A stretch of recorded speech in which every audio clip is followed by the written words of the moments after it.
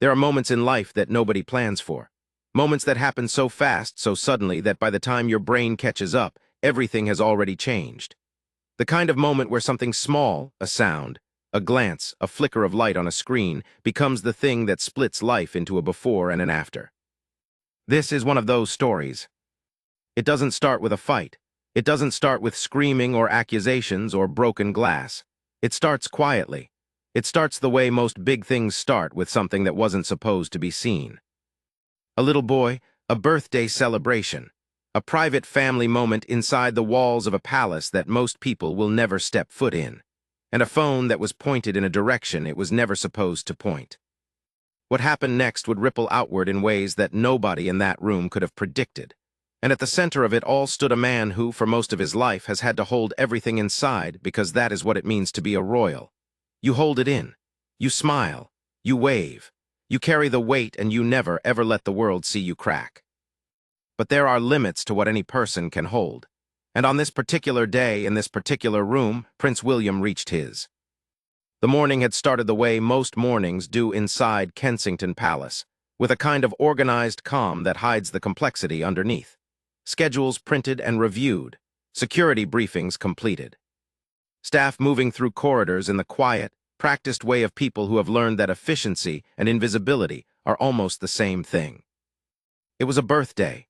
Prince Louis, the youngest of William and Catherine's 3 children, was turning another year older, and there had been a small gathering arranged. Not a public event, not something that would appear on any official calendar. Just family. Just the people closest to them, in the private rooms that the cameras never reach and the journalists never see. Catherine had spent the morning the way she usually does when it comes to her children, present, engaged, and genuinely happy. There was something about Louis that always brought a lightness into whatever room he was in. He had that quality even as a very small child, this undeniable, untamable energy that made everyone around him smile whether they wanted to or not. On his birthdays, he was even more like that, running slightly ahead of himself, talking before the thought had fully formed, finding joy in things that adults had long since stopped noticing. William watched him from across the room at one point and felt something settle in his chest, something warm and uncomplicated. He didn't always have access to that feeling. The business of who he was and what he was supposed to become had a way of sitting on top of everything. But in moments like this one, it was there. His son, his family. The life they had chosen to build together, quietly, carefully, on their own terms as much as was possible for people in their position. The guests began arriving mid-morning, a small group, close family, a few trusted faces. There was laughter almost immediately. The kind that doesn't need a reason, that comes from people who are comfortable enough with each other to simply exist without performance. Louis had already decided that today was going to be the best day of his life, which was something he decided most days. But the declaration felt more official today because there was cake involved, and because he had announced it at breakfast with the kind of authority that only the youngest child in a family can produce with a straight face. Camilla arrived with King Charles, the way she almost always does at these gatherings, close to his side, measured in her movements, careful in the particular way that people who have been watched for decades learn to be careful. She was dressed well. She greeted Catherine warmly. She bent down to Louis and said something that made him grin and then immediately run to tell his mother, which he did with the kind of urgency that only children can sustain about things that are probably not urgent at all. William greeted her the way he greets her at most of these events, politely, with the surface warmth that years of training and self-discipline had made second nature. He was not a person who let private feelings become public exhibitions, and whatever complexities existed in his relationship with Camilla had long since been folded into the category of things he managed rather than things he expressed. He had become expert at that. Most people who grow up in the public eye do. There is a lot in that category for William. There always has been. The history between his family and Camilla is not a simple one, and it never has been, and anyone who has watched this family from the outside knows that even the parts that look resolved are not always as resolved as they appear. But William is, above everything else, a man who has learned how to function inside complicated situations.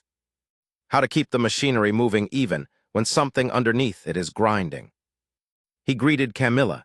He asked after Charles. He accepted a response that was given with the same surface warmth he had offered, And then the conversation moved on, the way these conversations always do, and the morning continued. The gathering settled into itself. Children set the tempo of these things always, and Louis had clearly decided that today's tempo was going to be something between a celebration and a small, enthusiastic natural disaster. He was everywhere at once. He had a question for every adult in the room, and he expected answers, real ones, not the kind that adults give when they are not really listening. He had opinions about the decorations. He had feelings about the playlist. He had a strong position, expressed at length and with considerable feeling, about the correct way to cut a cake, which turned out to be a position that most of the adults in the room did not share, but which they were forced to engage with seriously because Louis was not going to let it go. George was quieter, the way he often is, watching things with those steady eyes that seemed to take in more than any child his age should have to. Charlotte had taken it upon herself to manage certain aspects of the party logistics, assigning herself a role that nobody had given her, and then executing it with a seriousness that made the adults exchange small glances of amusement over her head, while being careful not to let her catch them doing it. William moved through the morning in that way he has present but also slightly apart, the way people are when they carry a role that never fully turns off. Even in his own home, at his own child's birthday party, there was a version of himself that was always on duty, always monitoring, always aware of the shape of things. He talked with his father. He laughed at something George said that was genuinely funny in a way that surprised him. He stood next to Catherine for a while, and they spoke in that low, private way that couples do at gatherings. The small running commentary of two people watching the same scene from the same vantage point, noticing the same things, saying the things that they would say to each other later in full, compressed here into shorthand. The morning moved. The room was warm. Louis had now decided that the beetle he had found near the garden window was a guest at the party and should be given a name, a position that he defended against mild adult opposition with unexpected philosophical depth. Nobody noticed Camilla take her phone out. Or rather, someone noticed. But it took a few seconds for the noticing to become understanding, and a few more seconds for the understanding to become something that needed to be addressed. One of the security staff, a man who had been positioned near the far end of the room, close enough to observe but trained to be invisible, clocked it first. He had been watching the room in the particular way that protection officers watch rooms, which is to say he had been watching everything simultaneously, cataloging and processing without pause, in the manner that certain professions require and certain personalities are built for. He saw Camilla lift her phone. He saw the angle of it. He saw the deliberateness of the movement, the slight adjustment of her position that is different from how a person holds a phone when they are checking a message or reading something. He saw what, or rather who, she was pointing it at. Louis at the table, leaning forward toward the candles, face lit up in the particular way that children's faces are lit up in that specific moment, the one that belongs to them alone, the one that is private in the most essential sense of the word, private not because it is scandalous or secret, but because it is theirs, this family's. Something that existed only because they had worked very hard to protect these pockets of ordinary life from the machinery of public consumption that pressed in from every direction, every day, without stopping. The officer did not act immediately. That is not how these things work. There is a protocol and there is a chain and there is a correct way to handle things so that a situation is managed carefully rather than escalated clumsily. He moved quietly. He made eye contact with a colleague. He communicated in the wordless shorthand of people who have trained together long enough that a glance and a small gesture carries more information than a paragraph. And then, with the measured discretion of someone who understood exactly what he was doing and exactly what it might mean, he moved toward William. He leaned in close. He said something quietly, just a few words.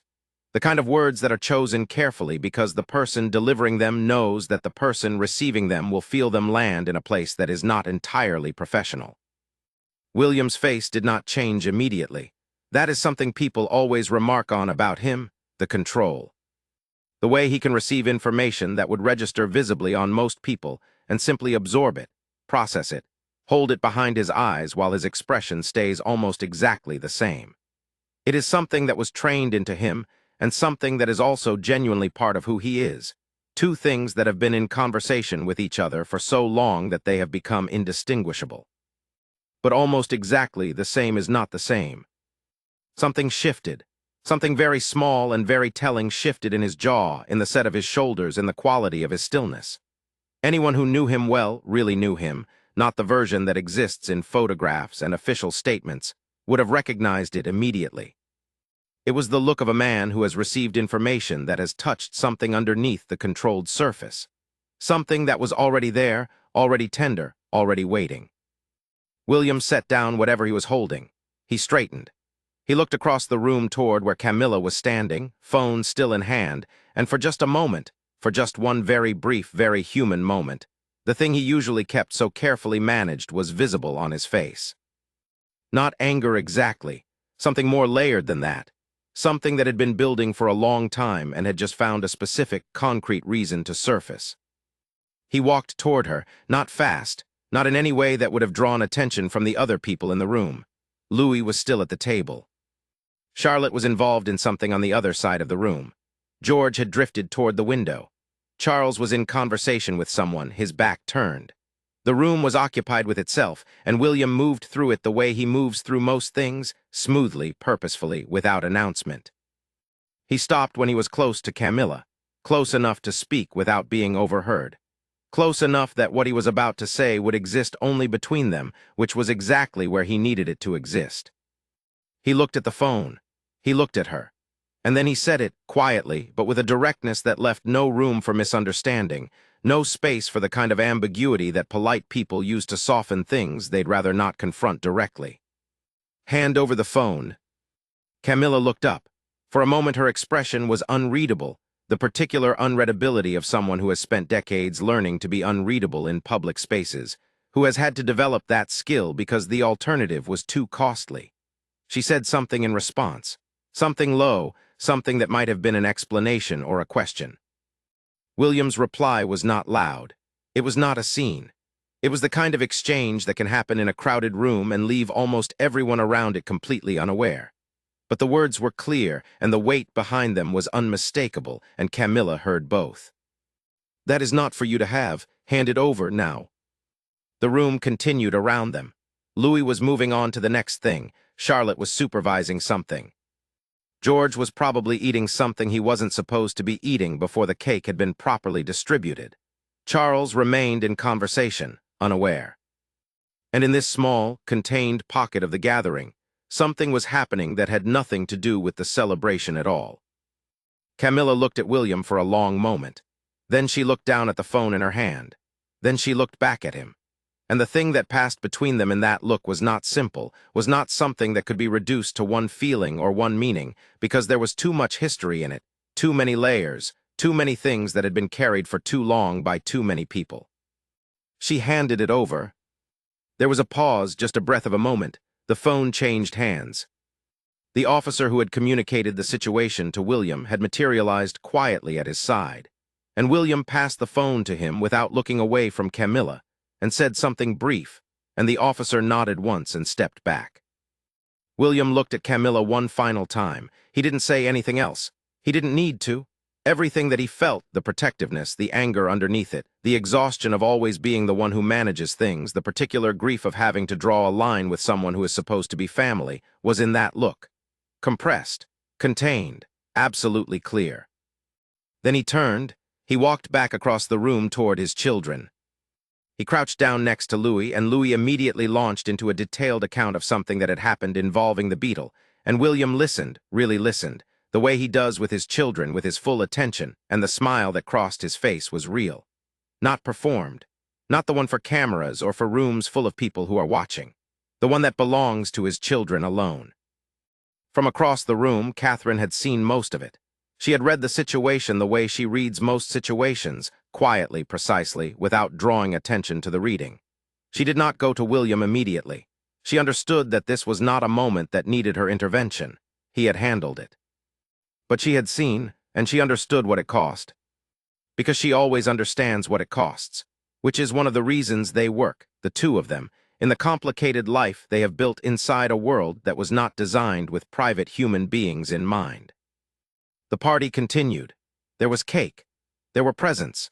There was Louis, restored to his natural state of maximum energy and minimum inhibition, narrating every moment of his own birthday as if he were providing live commentary on an event of global significance, which from his perspective he absolutely was. And somewhere in the room, carried by a man whose job it was to handle exactly these kinds of situations, there was a phone that had been in the wrong hands.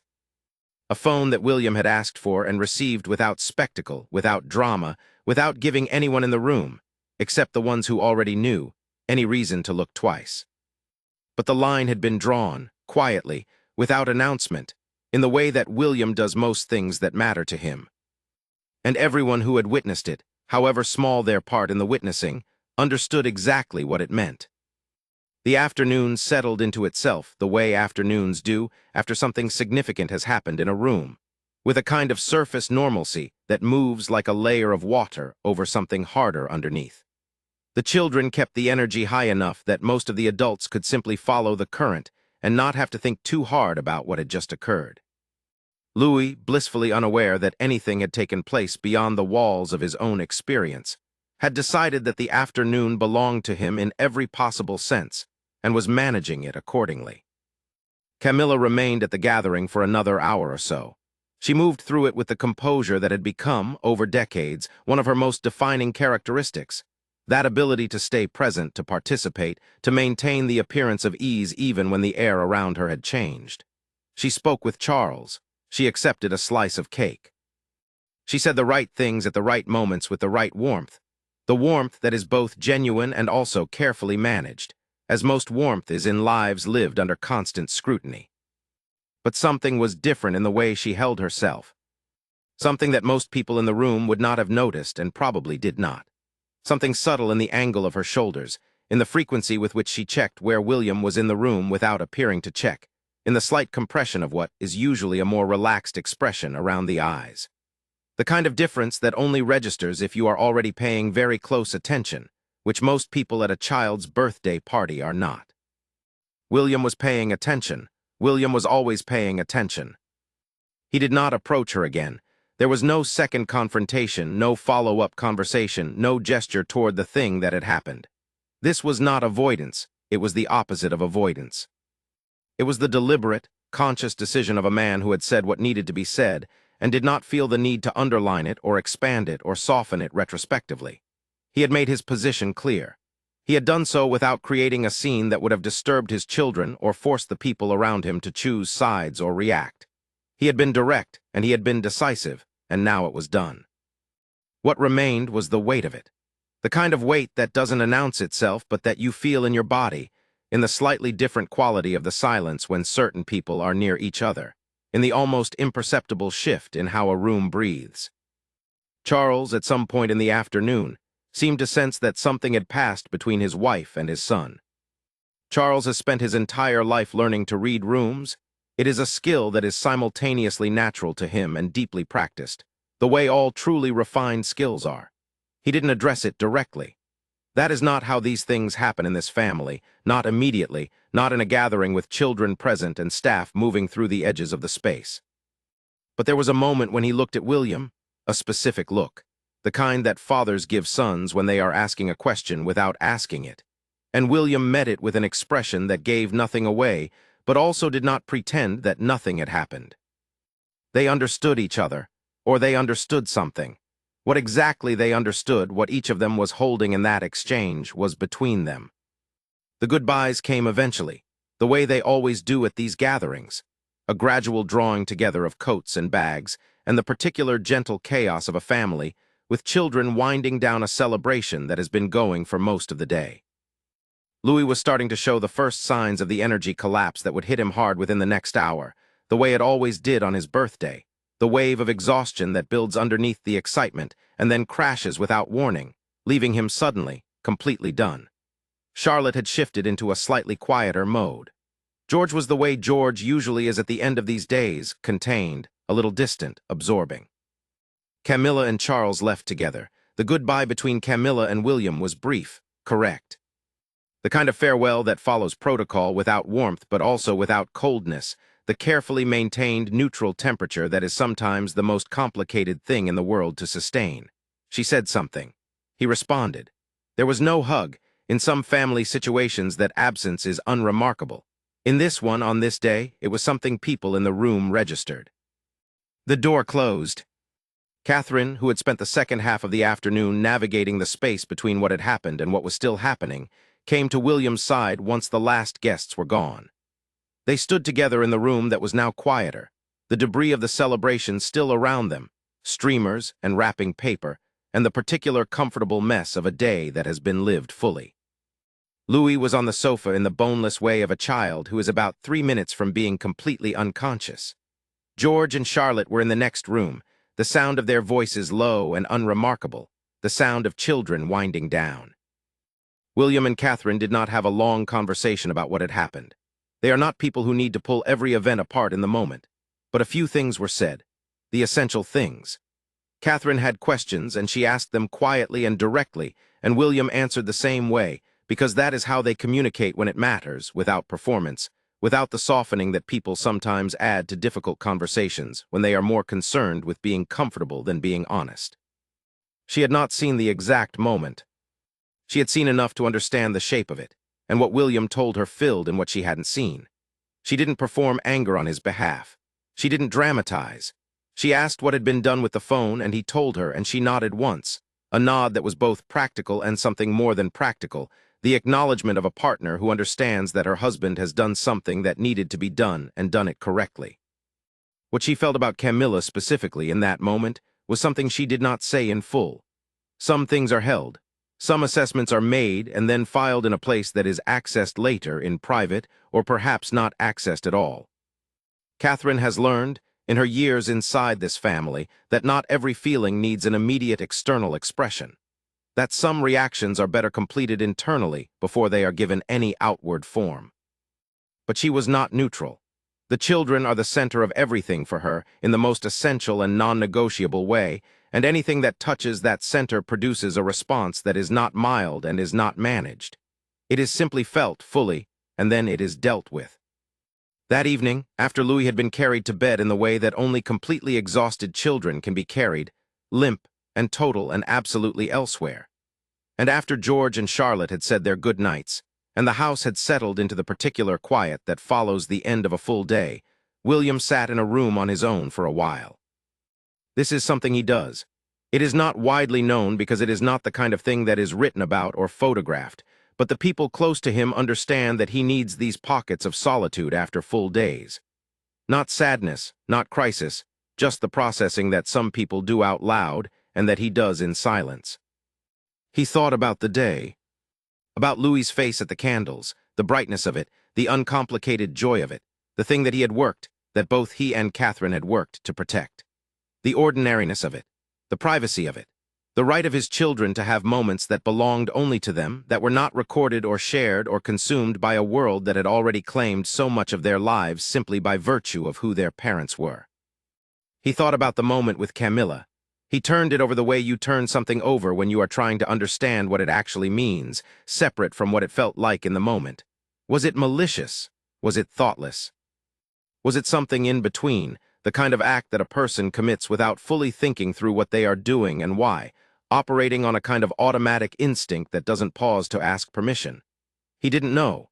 He wasn't sure he could know because he couldn't see inside her, couldn't access the intention behind the action. All he could see was the action. And the action was enough. There was history in his reaction to it, and he was honest enough with himself to know that. His response had been shaped not just by what Camilla had done in that room on that day, but by everything that had accumulated over years. Every compromise, every managed distance, every time he had found a way to function inside a situation that was not of his choosing. He was not someone who expressed those things easily or frequently. He had learned, early and by necessity, to compress them. But compression is not the same as disappearance. Everything that goes in has to go somewhere eventually. The phone had been gone through by his security team. This is standard practice when something like this occurs. When a device has potentially captured images or footage of the principal or his family in an unsanctioned way, the protocol is thorough and it is documented. William had been briefed on what was found. He had been given the information he needed. He sat with that information in the quiet of the room. The question that remained, the one that was harder to answer than any of the practical ones, was what he was going to do with it. Not in the immediate logistical sense. That had already been handled, but in the larger sense, the relational sense. The question of what this changed and what it didn't, of what he owed to his father's happiness and what he owed to his own, of how much he could continue to hold together by willpower alone before something gave way. He was very good at holding things together. He had been doing it since he was 12 years old, standing in front of cameras outside a hospital with a face that did not show what was happening inside him, and it had not gotten easier exactly, but it had gotten more ingrained, more automatic. The machinery of it was reliable. He trusted it. But there were things he was learning in this chapter of his life that he hadn't fully understood before. Things about what it costs to be the reliable one, about what accumulates over time inside a person who spends most of their energy managing rather than expressing, about the moments, like the one that had happened today, when the managing and the expressing become, briefly, the same thing. He had said what he said to Camilla, and he did not regret it. That was clear to him, sitting in the quiet.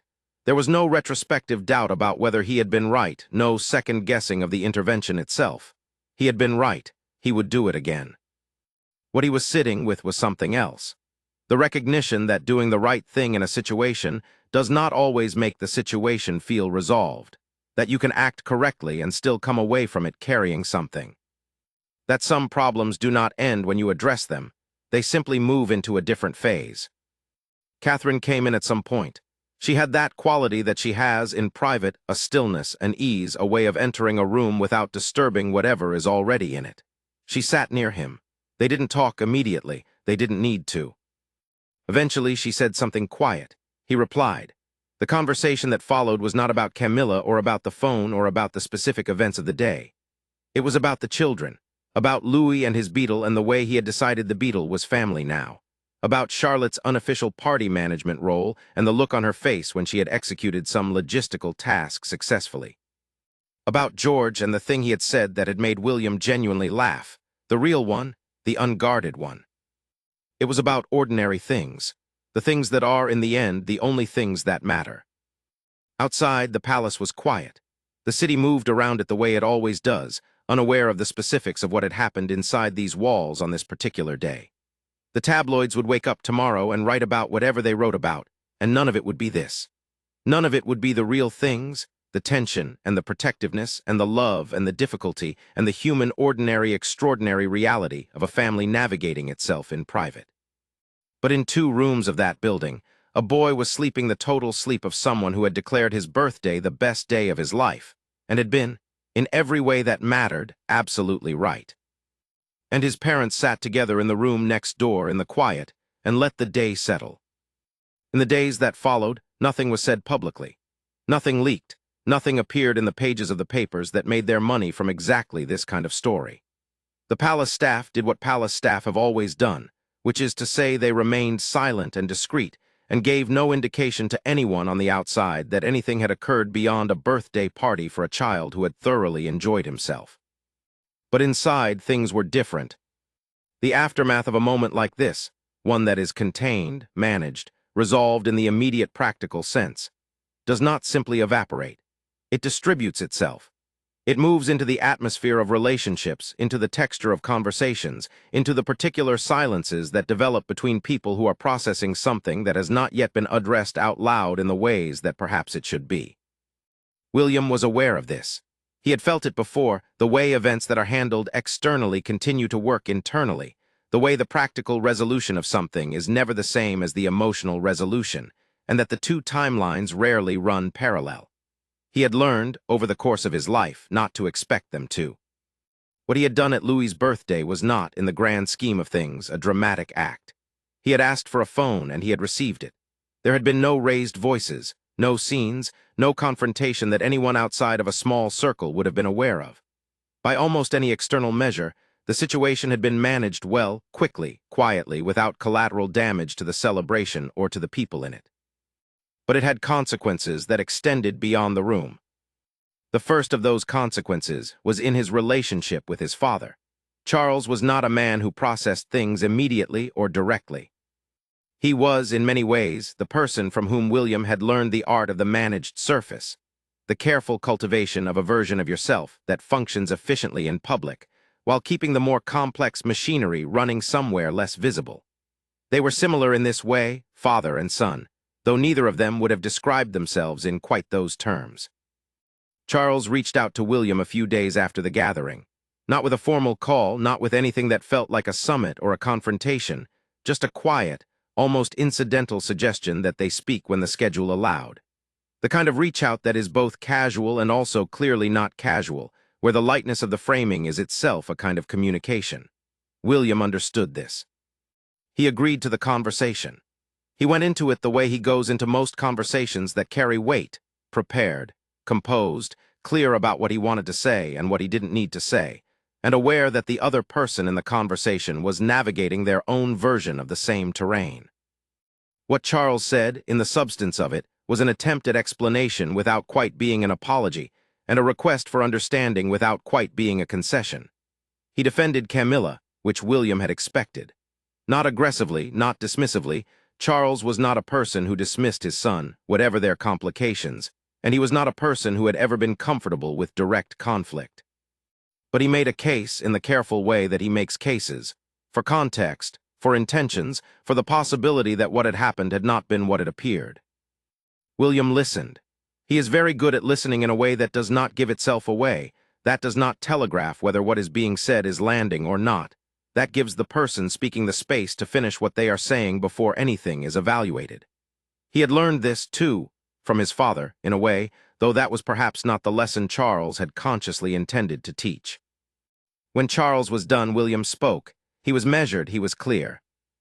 He said without anger and without cruelty and without the kind of coldness that can sometimes substitute for control when real control isn't available, that he understood what Charles was telling him and that he had not acted from a place of malice or drama, that what he had done had been necessary and that he would do it again, that his children's privacy was not a negotiable item, not with the press, not with the public, not with anyone, not even with family. He said that last part carefully, not as a threat, not as an ultimatum, as a statement of fact that he needed his father to understand was a statement of fact. Charles was quiet for a moment after William said it, the quiet of a man who is receiving something and deciding what to do with it. Then he said he understood. Whether he fully understood, whether the understanding extended to changing anything, was something that William could not know from the inside of that conversation. But the words were said, and they were heard, and the conversation moved forward. They spoke for a while longer about other things, about the children, about coming events, about the things that fathers and sons who are also kings and heirs speak about when the emotional weight has been acknowledged and needs somewhere to settle. The call ended in the way that their calls tend to end, with the formal warmth of two people who love each other and find that love consistently complicated to express and to receive, but who return to it anyway, because the alternative is something neither of them is willing to accept. With Camilla, there was no direct conversation, not immediately. This was not unusual. William and Camilla did not have the kind of relationship where private matters were addressed privately and with directness. They had always operated with a certain amount of managed distance, a carefully maintained neutrality that served both of them in different ways. It allowed the surface to remain functional. It allowed the family machine to continue turning without the kind of friction that would have made everyone's lives considerably harder. But the managed distance had a different quality now. Something in it had been acknowledged, even if the acknowledgement had come without words. A line had been drawn, and both of them knew where it was, and the drawing of it had produced, in its own way, a kind of clarity. Not comfort, clarity. The specific quality of understanding that comes when something ambiguous has been made explicit, when something that both people knew but neither had named is suddenly, unavoidably named. Camilla was not without understanding in this. She had lived in complicated situations for most of her adult life. She understood, perhaps better than most, what it was to have a defined role in a family that was not straightforwardly yours, to navigate spaces where your presence was simultaneously accepted and contested, to manage the feelings of people who had reasons to feel things about you that were not simple and not small. She had learned to hold these things with a certain equanimity that was real and also a little hardened, the way things become hardened by long exposure to difficulty. What William had said to her in that room had not been the most difficult thing anyone had ever said to her. But it had been said by him, and that meant something different, because William is not simply a stepson in the ordinary sense. He is the son of the woman whose absence shaped this family in ways that are still being felt, still working through the generations, still present in rooms that woman never entered, but that carry her anyway. And he is the father of 3 children who are growing up inside this same complicated inheritance, who will have to find their own way of holding it, their own relationship with what it means and what it costs and what it gives. He was protecting them in that moment from being pulled into it before they were ready, or at least from having their private moments consumed by it. The weeks moved forward. There were official engagements, public appearances, the steady machinery of royal life that does not pause for interior events no matter how significant those events feel. William and Catherine appeared together, presenting the version of themselves that is both true and also carefully curated. Partners, parents, public figures navigating a lane that nobody before them has quite navigated in the way they are navigating it. They were, by most external measures, exactly who they had always been. But Catherine was watching things differently. She had always been perceptive. It was one of the qualities that the people closest to her consistently identified as central to who she was, the ability to read situations and people and the spaces between words with a precision that did not announce itself. After the birthday, she brought that perception to bear on the dynamics around her with a new attentiveness, not with anxiety. With the particular focused quality of a mother who has been reminded, in a concrete way, that the protections she and William have built around their family are real and necessary, and worth maintaining fiercely. She spoke at some point with someone in the household whom she trusted, not about the specific details of what had happened, but about certain protocols, about the way things should be handled going forward in particular situations.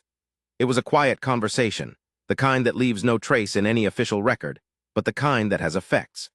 The kind that tightens certain procedures, reinforces certain expectations, ensures that certain situations have a clearer path forward if they arise again. She did this the way Catherine does most things, without drama, without making a production of it, with a competence that is sometimes mistaken for softness because it does not perform itself. William noticed. He always notices what she does, in the way that people notice the things that make them feel less alone in the carrying of something. Louis, throughout all of this, remained gloriously unaware. This is perhaps the greatest gift that his parents give him, the gift of not knowing, of being allowed to exist in the fullness of his age without the weight of what surrounds him pressing in before he is ready for it. He continued to talk about the beetle for several more days. He named it eventually, and the name he chose made Charlotte roll her eyes in a way that suggested she had opinions about it which she was choosing, for once, to keep to herself. George asked his father one evening whether everything was okay. He asked it in the way that George asks things, directly, without preamble, with those eyes that seem older than they should be. William looked at his son, his firstborn, the one who has always seemed to understand that there is more to the world than what is visible, who has been absorbing the complexity of their lives since before he had the language for it, and he said yes. And then he said something else, something quieter, something that was between the two of them and that George received with the nod of someone who has already suspected something, and is now having the suspicion gently confirmed. They didn't talk about it further. They didn't need to. What William understood, sitting with his family in the weeks after the birthday, was something he had understood before, but that the specific events of that day had made sharper, more present, more impossible to set aside. That the life he had chosen, or that had chosen him, or both, as it usually is, required a particular kind of vigilance that never stops. That the privacy he and Catherine had built for their children was not a given, was not secure by default, but had to be actively maintained. Defended when necessary, in the small ways and sometimes in the more direct ways, the ways that are uncomfortable and that carry consequence. He had been willing to be uncomfortable. He had drawn the line, and in drawing it he had made something visible that had previously been understood but unspoken, the limits of what he would tolerate, even from people close to the center of his life, even at a birthday party, even with a child's candles still warm. The story of what happened at Louis's party did not appear in any newspaper. It was not discussed on television or picked apart by the commentators who make their careers from exactly this kind of thing. It stayed where it happened, inside those walls, inside the small circle of people who had been present, inside the memories of the staff who had done their jobs with the discretion that their jobs require. But it changed something, in the way that these moments always change something, even when nobody outside of them can see the change. In the relationships between people, in the understanding of where things stood, in the quiet, ongoing negotiation of what it means to be a family. A real one, not the version that appears in photographs, but the actual one, the one that happens in private rooms and in whispered conversations, and in the looks exchanged between people who have been through things together and know what those things cost. William had said 2 words in that room. 2 short, direct, uncomplicated words. And those words had carried the weight of years of loss and loyalty, and the long, difficult work of building something real inside a life that constantly threatens to make everything about something other than the real. He had said, hand over. And in doing so, he had been saying something larger, something that had been building in him for a long time, and that finally, on a child's birthday, on an ordinary, extraordinary afternoon, had found its moment and its voice. He was not just protecting a phone. He was protecting what the phone had been pointed at. And what the phone had been pointed at was the thing he would protect before anything else, before every other obligation and every other consideration and every other version of himself that the world required him to be. His son, his children, the ordinary miracle of a boy blowing out candles in a room full of people who loved him, in the brief and irreplaceable moment before the world asked him to be anything other than exactly what he was. That moment had been worth drawing a line for. And William would do it again, every time, without hesitation.